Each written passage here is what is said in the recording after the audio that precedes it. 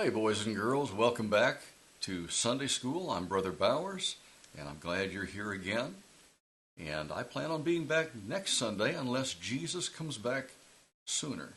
If he comes back before next Sunday, I won't be here. And I hope you won't either. I hope that when Jesus comes back, you'll go with him to heaven.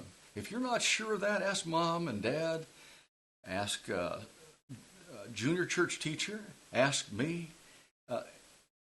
A Christian that you know could help you with that. Make sure of that. That's important. We are going to sing one song today and then get on with the lesson. And pay attention to the song because you'll know when we get to that point in the lesson why I chose that song.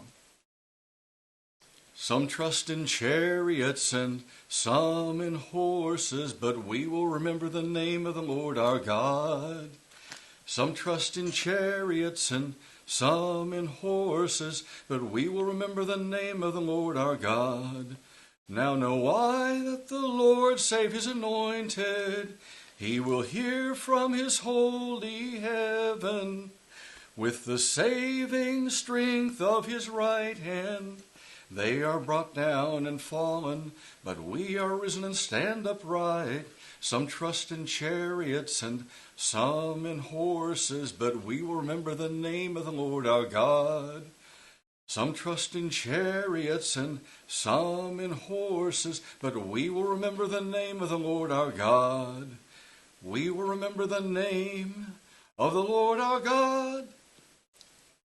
Well, now you know my secret.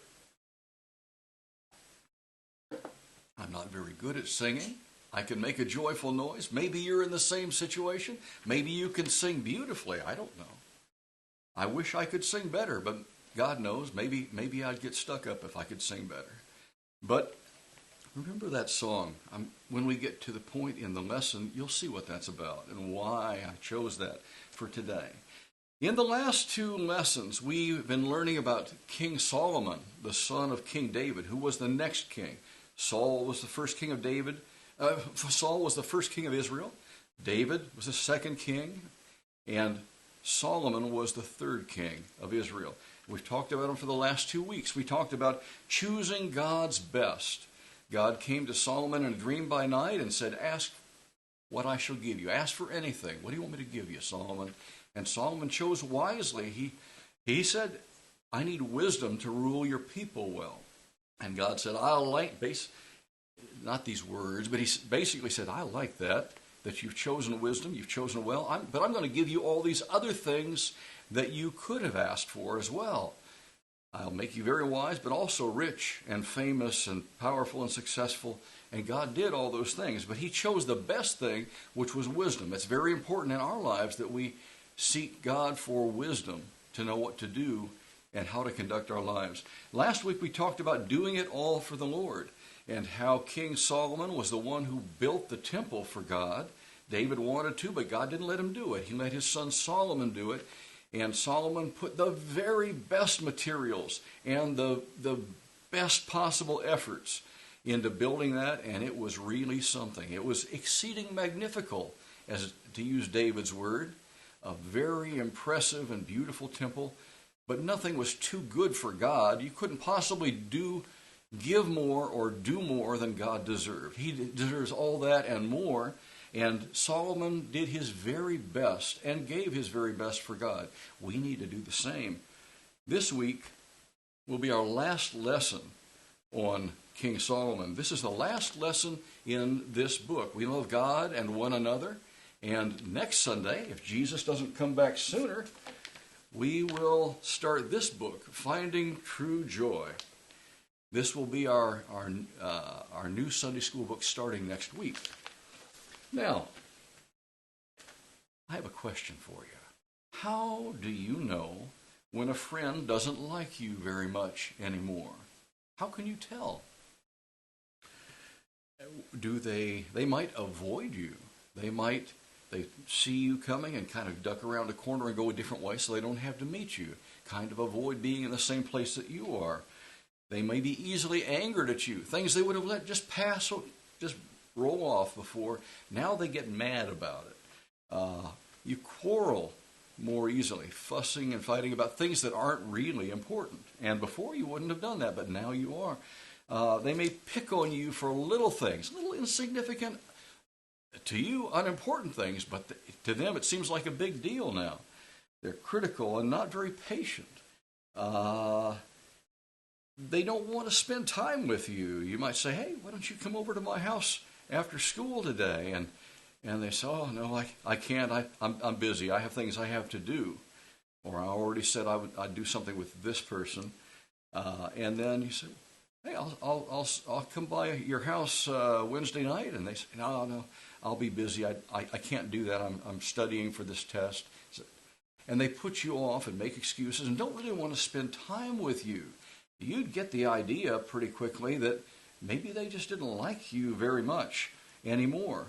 Now other things and other people have become more important to them than you are. Well, that's how you might know that a friend doesn't like you very much anymore. And that is where we find King Solomon in today's lesson. In 1 Kings chapter 3, at verse 3, it tells us, and Solomon loved the Lord, walking in the statutes of David his father. Only he sacrificed and burned incense in high places. He didn't take away the high places that had been used in time past to worship other false gods. He should have torn those down, removed them entirely, but it tells us, we don't have to guess about it, it tells us that Solomon loved the Lord and walking in the statutes of David his father. David had followed wholly after the Lord. The Bible says David was a man after God's own heart, and Solomon was trying to walk the same way and follow God in the path that his father had walked, and he sincerely loved God. When he first became king, he offered 1,000 burnt offerings to the Lord on the altar at Gibeon. That was a big sacrifice, 1,000 burnt offerings. But that'll seem small later when we get further into the lesson. He was very humble before God, and he asked wisely. When God said ask for anything, he chose wisdom. He didn't choose great riches or fame or power. He chose wisdom. And he was very humble. He said, I'm like a little child. I don't know how to go out or come in. I don't know what I'm doing, God. I love being the king and leading your people, but I don't know how to do it. This job is too big for me. Would you help me? Would you show me what to do? Would you give me wisdom to be a good leader? He was very humble, and God liked that. He was very wise before God. God made him wise. He wrote 3,000 Proverbs, the ones in the book of Proverbs and some in the book of Ecclesiastes are some of the Proverbs that King Solomon wrote. Wise sayings, bits of wisdom that God had shown him, and he wrote them down for others to benefit from. And he wrote 1,005 songs. He was very wise. He was great as a king. 1 Kings chapter 4, verse 34. It says, and there came of all people to hear the wisdom of Solomon from all kings of the earth, which had heard of his wisdom. And when your reputation is such that even other kings search out this king to find out what his secret is and how he could be so wise, what are you doing that's different? He was famous, he was successful, and he was great as a king. He did his very best for God in building the temple. No shirking, no half-stepping there. He did his best at it. And at the prayer of dedication, when they opened the new temple for use in the service of the Lord, he offered on that day, or had offered by the priest rather, 22,000 oxen and 120,000 sheep. 142,000 animals were sacrificed that day on the altars as a burnt offering to God. It made that 1,000 animals, that 1,000 burnt offerings that he gave when he first became king, it made that look small. It was just a wonderful expression of how much he loved God and how dedicated to serving God he was. And God filled the temple with his presence and with his glory, and he, the priest, couldn't even stay in there until that slowly dissipated and went away. God's glory filled it so much. God accepted that temple that Solomon had built. And God met with Solomon 2 times in his life. In 1 Kings chapter 9, verse 1 through 7. Basically, I'll just give you the overview of what that said. It was a conditional promise that God made to Solomon. He said, if you'll continue to follow me, obey my commandments, follow in the footsteps of David your father as he followed and served me, if you'll do that, I will bless you and bless you and bless you, and like you can't even imagine, and I will make sure that your sons sit on the throne after you, so your family will continue to be on the throne of Israel. But if you turn away from me and stop following after me and start going after other things, other gods, false gods, idols, if you do that, I will turn away from you. My blessing will not be on you. I will be against you rather than for you. So it was a conditional promise. If you do this, I will do these things for you. But if you do this, it's going to be all bad. And so God let Solomon know what he was expecting. And Solomon reigned on the throne of Israel for 40 years. And the first 20, maybe 30 years, it was very, very good. The Queen of Sheba had heard how great and how wise Solomon was, and she thought, nobody could be that good. I'm going to find out what's really going on. And she went, brought a lot of rich gifts for him, but she wanted to find out a secret, and yeah, it's not really true, I'm sure. That's just kind of fake and put on, and he's not really all that. And when she finished meeting with Solomon and his cabinet members, his leaders, his servants, she said, the half has not been told me. The things I heard, that wasn't even half of it. He's greater than that. This is amazing. And I'll turn to it real quick. 1 Kings chapter 9, verse...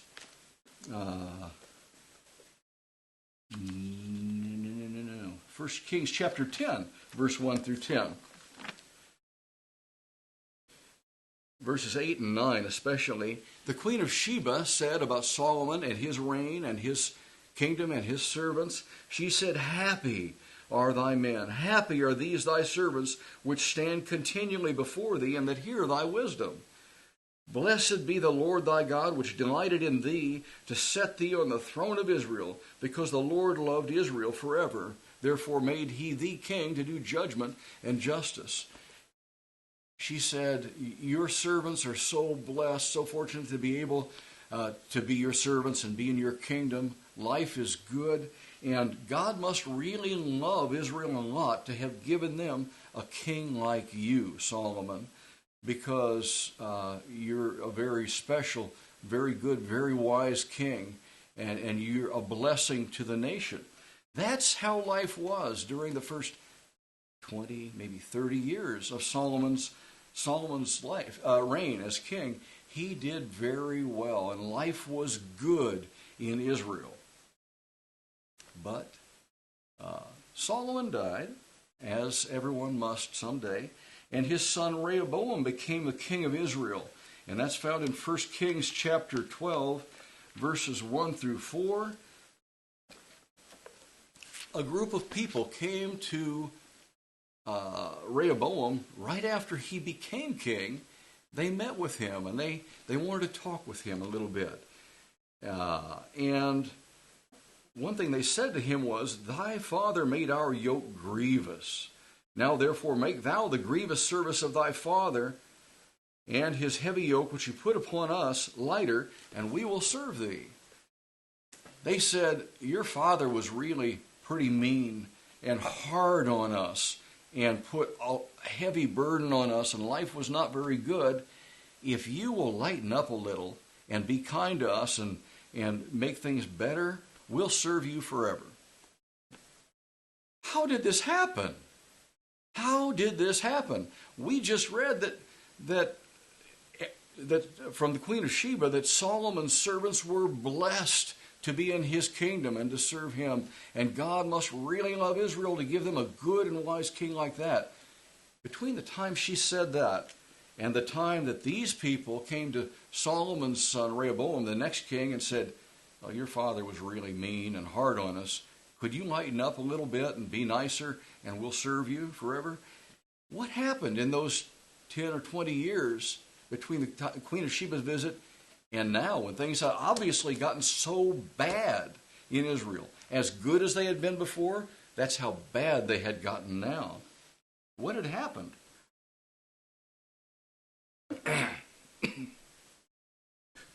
Excuse me, water went down the wrong way.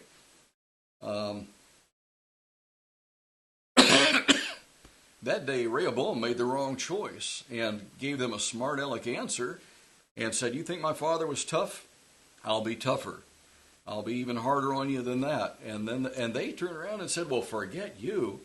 You just rule over Judah, and they can have you. The rest of Israel is going with us, and we're not going to serve you anymore. And 10 tribes of Israel are splitting off, and we'll be our own country of Israel, and you're just country of Judah." And it split the kingdom, and it was greatly reduced. It was much, much, much smaller and less powerful after that day. What had happened? What caused that? Let me show you something. Long before Israel ever had a king, God had given rules for a king. He said, someday you're going to have a king, and when you do, these are the rules for your king. This is found in the book of Deuteronomy. And there we go. It's still in there. No one took the book of Deuteronomy out of my Bible. Chapter 17, beginning at verse 14. "When thou art come into the land which the Lord thy God giveth thee, and shall possess it, and shall dwell therein, and shall say, I will set a king before me, like as all the nations that are about me. Thou shalt in any wise set him king over thee, whom the Lord thy God shall choose. One from among thy brethren shall thou set king over thee, that thou mayest not set a stranger over thee, which is not thy brother." And then it goes on to tell what the rules were. He wanted them to write out a copy of the law of God for themselves. They wanted the king to personally write down a copy of the law and read it. Continually read it. So it's just in his mind and in his heart, and he has the words of God before him all the time. Well, Solomon did that at first, but he stopped doing that. And it says, "But he shall not multiply horses to himself, nor cause the people to return to Egypt, to the end that he should multiply horses." You can have some horses, but don't gather excessive numbers, ridiculous numbers of horses. And it says, "Neither shall he multiply wives to himself, that his heart turn not away. Neither shall he greatly multiply to himself silver and gold." These are the rules that God gave. Don't be all about getting many horses. That's not good. And don't worry too much about your wealth. It's okay to have some money, some wealth, but don't focus on that. And you should not have multiply many wives, because they will turn your heart away from me, God said. Solomon failed in all three of these things. And I'm pretty sure he stopped reading the law of God all the time, as he was supposed to be doing as well. The Bible tells us that he had 1,400 chariots and another 12,000 horsemen. So he had 1,400 chariots and the horses to pull those chariots, and then another 12,000 soldiers with horses that they could fight in battle on horseback and give them a great advantage over soldiers that were only on foot. When they came charging in on their horses, they were much stronger. Chariots were considered like tanks are today. Great military might and power. Other countries would be afraid of you if you had a lot of chariots. So, not just horses. These are not plow horses. These were war horses. Don't gather large numbers of war horses. And wealth. You can have some, but you don't need ridiculous amounts of money. Do you know how much money Solomon would get as the king? In 1 year, just 1 year, and the next year he'd get that much more again. In 1 year, nearly 63 tons of gold were delivered to King Solomon. There are 16 ounces in a pound and 2,000 pounds in a ton, and 63 tons of gold in 1 year, and that much more the next year, and that much more the next year. He had ridiculous amounts of money or wealth. And then many wives, worldly wives, not good, godly wives. These were not women of Israel. These were women of other countries. In 1 Kings chapter 11, 1 Kings chapter 11, verses 1 through 8, we see, "But King Solomon loved many strange women, together with the daughter of Pharaoh, women of the Moabites." So the daughter of Pharaoh, she was Egyptian, and women of the Moabites, Ammonites, Edomites, Zidonians, and Hittites. That's at least 6 different nations of people around Israel. These are the people, most of them, that Egypt is what God took them away from when he brought them to freedom and brought them to the promised land. These others, the Moabites, Ammonites, Edomites, Zidonians, Hittites, they were the ones that God kicked out of the land and displaced to give that land to Israel because they were so bad they didn't deserve to have it anymore. So God took it away from those people, those nations, and gave it to Israel. But Solomon turned around and he would make agreements and he would make peace treaties with those people, and he would, instead of a handshake or whatever they would use back then to seal a deal, he would take a wife of their people. He would marry one of their women. It's kind of seal the bargain, seal the treaty. And he did it over and over again until he had 700 wives and 300 concubines, which were other women that lived with him like wives. So he had 1,000 women that he was married or essentially married to. Do you think 1,000 might be a lot? I think anything more than one wife is a lot. You can work full time at keeping one wife happy. 1,000. Can you imagine? So war horses, wealth, and worldly wives. God had warned him against all three, and he turned around and did all three.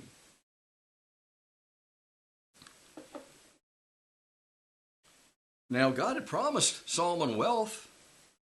He said, you asked for wisdom, and I'm going to give you wealth too. If he gave it, said, I'm going to give it to you, why was it wrong for him to have it? Well, because he didn't just have it. It had him. And it started to control him, and he wanted more and more and more, and had to have it. To him, it was equal with success and power. More and more and more money. It found its way into his heart. He didn't just have money. Money had him. As God had known it would. He warned him against it, and Solomon did it anyway. What's wrong with some chariots and some horses? Well, there's nothing wrong with some chariots and some horses. But in people's mind, those chariots and horses were the equivalent of power, military might, strength, and power, and if you had a lot of chariots and a lot of horses, you were trusting in your own strength and not in God. You remember our song that we sang at the beginning of the class? Some trust in chariots and some in horses, but we will remember the name of the Lord our God. Rather than trusting in all things that equal worldly strength, I'm going to trust in God instead. But when Solomon amassed to himself all those chariots and all those horses, he was trusting in human strength and not in God. And then idols. Those women that he brought to Israel, those 1,000 wives and concubines, they came from ungodly places that still worship false gods and idols, and their hearts never changed. They wanted what they had back home in their country. They wanted temples to their false gods. They wanted idols to worship. They wanted altars to make an offering to their false gods. And Solomon decided to give them all of those things right there in Jerusalem, right across from the temple, within sight of the temple, because he didn't want to hear them complain anymore. So he did this to appease them and to make them happy. And pretty soon, he was right there with them, worshiping these false gods, these idols. And the Bible tells us there's demons, devils, behind the idols. That's what's responsible for that idol. It's demonic. And he was worshiping things that were no God, rather than the God of heaven. People today live for and, as it were, worship things that are not God. They make success and fame and relationships and money and many other things a God in their life, and they put those things before the real God. Well, that's what Solomon did. War horses, wealth, and worldly wives. He collected all three. As God had warned him about them, he did all three of those things. And God had to take care of it. He had to judge him. He said, if you follow me with your whole heart, I'll bless you. And your son after you, and your son's sons, they'll continue to sit on the throne of Israel. But if you turn away from me, I'll turn against you. And God had to do what he said. Hebrews chapter 10, verse 38. Hebrews chapter 10, verse 38 says, now the just shall live by faith, but if any man draw back, my soul shall have no pleasure in him. And the writer of Hebrews, under the inspiration of the Holy Spirit, said, I don't want anything to do with someone that draws back from faith in God and from following after God. I'll have no part of that. In Revelation chapter 21, verse 1, or Revelation chapter 2, verses 1 through 5, God gave a vision to John, the apostle, on the Isle of Patmos, and he addressed a letter to several of the churches in Asia, and one of those was Ephesus. And about Ephesus, God said, there's some good things about you. You're doing some things well, but you've left your first love. I used to be first. I used to be number one in your lives and in your church, and now you've left your first love. Now you're about all these other things. You need to come back and do what you did at the first and make me number one. Give me first place in your lives and first place in your church if you want things to go well for you. There are many people, I've been at Lighthouse for 31 years, and I can think back on many people who used to be at Lighthouse, used to be faithful, used to be serving, were leading in ministries, and now they're gone. They haven't just left Lighthouse. They are not even in church anymore. And they've turned their back on God and are living just as wickedly as you could imagine. You couldn't tell they were a Christian if you looked at their life today. That grieves me. That's a terrible thing. And that grieves God. So God says everything in here is given for our example or example. He shows us mistakes that people made in the past in the hopes that we will take a lesson from it and not make those mistakes ourselves in our lives. And we need to put God first. The name of this, I didn't even tell you the title of the lesson. The title is Cooling Off Toward God. We used to be very faithful and loving toward God, and we're all about reading His Word and fellowshipping with other Christians and hearing preaching of God's Word and serving Him. And you can start to cool off and get away from that and make other things more important. But if you do, it will ruin your life, as it ruined Solomon's life and as it ruined the nation of Israel. I hope that you will guard against that. I intend to also to guard against that and make sure that I don't make the same mistake that Solomon made. I hope that you will as well. God bless you. And if Jesus doesn't come back this week, I will see you next Sunday. Until then, bye for now.